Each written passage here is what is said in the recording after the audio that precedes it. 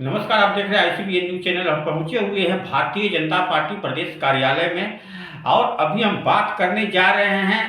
आज जो जेडीयू भीम संसद जो रैली कर रही है उसके ऊपर, और हमारे समक्ष बैठे हुए हैं जनक चमार जी। उनसे हम पूछ रहे हैं कि भीम संसद जो रैली हो रही है उसमें जेडीयू के मुख्य राष्ट्रीय अध्यक्ष का ही बैनर से फोटो गायब है, चेहरा गायब है। आखिर क्या कारण हो सकता है कि राष्ट्रीय अध्यक्ष जी का चेहरा पूरे बैनर से ही गायब है?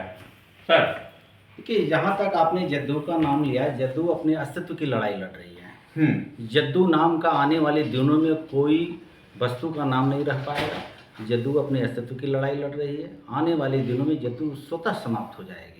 वो दबाव के राजनीति कर रही है। आज अस्तित्व को खोए हुए प्राप्त करने के लिए अनुसूचित जाति जनजाति को गुमराह करके आज भीम संसद के नाम पर लोगों को इकट्ठा कराया जा रहा है। बिहार के दलित पूछना चाह रहा है, जानना चाह रहा है कि आप 17 साल मुख्यमंत्रित्व काल में बिहार के दलितों के लिए आपने क्या किया है। गलत शराब नीति के कारण आज लाखों दलित भाई और बहन जेल की सलाखों में बंद है। जहरीली शराब पीने से आए दिन कोई ऐसा दिन नहीं है कि बिहार के किसी एक कोने में दो चार दलित पिछड़े समाज के बेटा भाई बहन जहरीली शराब से मौत के मुंह में न जा रहा हो।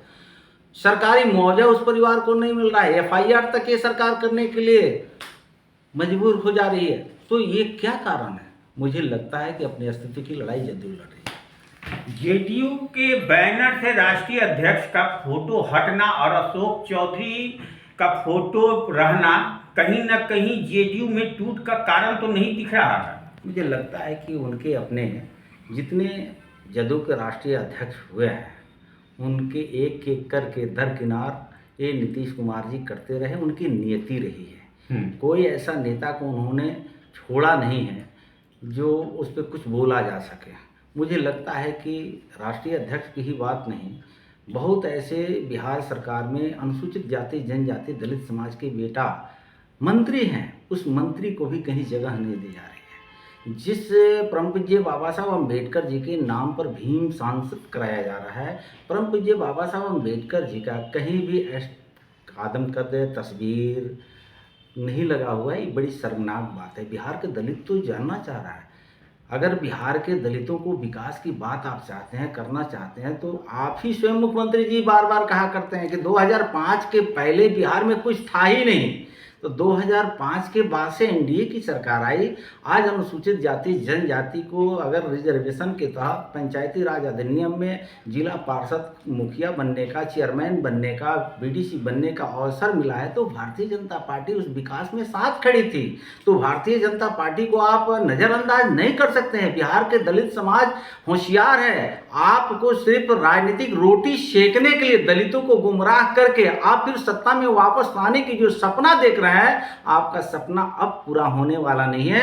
बिहार के दलित अनुसूचित जाति भाई बहन अब विकास के रास्ते पर चल पड़ा है। जाति आधारित नाम पर ये फंसने वाले नहीं है। देश के यशस्वी प्रधानमंत्री नरेंद्र मोदी जी के जो विकास का रास्ता है, सबका साथ सबका विकास सबका प्रयास, अब उस रास्ते पर बिहार के दलित और बाबा साहब अम्बेडकर के जो अधूरे सपना थे वो मोदी जी पूरा कर रहे हैं। हम नीतीश जी के झांसे में कोई आने वाला नहीं। एक छोटा सवाल इनसे अभी अब पूछने जा रहे हैं कि लगातार रह के नीतीश कुमार जी को बिहार में की बहुत चिंता होने लगती है। रह कर बिहार की चिंता होने लगती है। विशेष राज्य का दर्जा मांग करते हैं।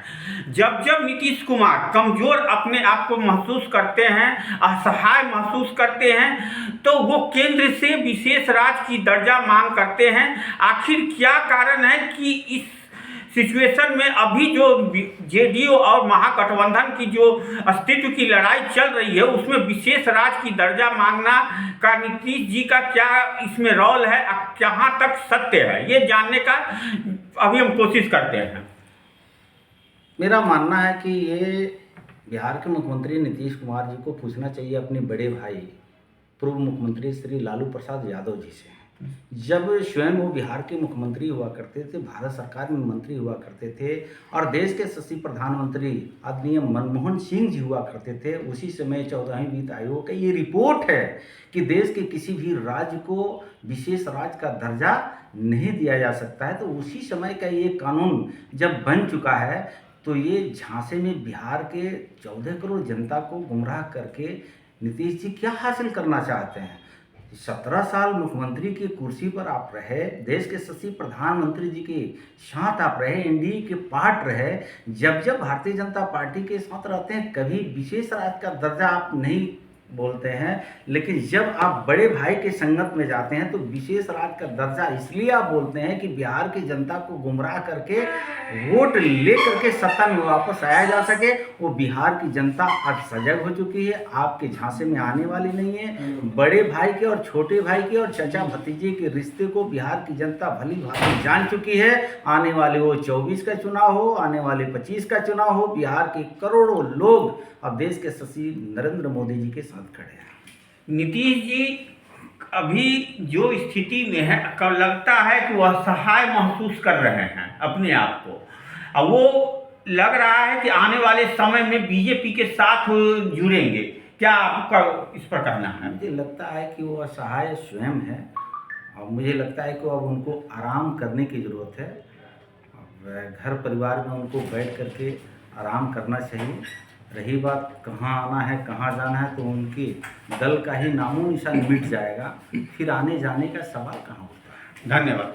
तो ये थे जगत चमार जी, इनसे बात हुई पूरी तरह से जो भीम संसद का जो रैली हुआ उसके ऊपर और विशेष राज्य दर्जा के ऊपर में उन्होंने जो बोला, और खासकर नीतीश कुमार जी के ऊपर में जो उन्होंने बोला, जो देखने वाली और समझने वाली बात है। और आने वाले समय में नीतीश कुमार क्या निर्णय लेते हैं, क्या उनका विचार होता है, ये तो उन समय बताएगा। धन्यवाद।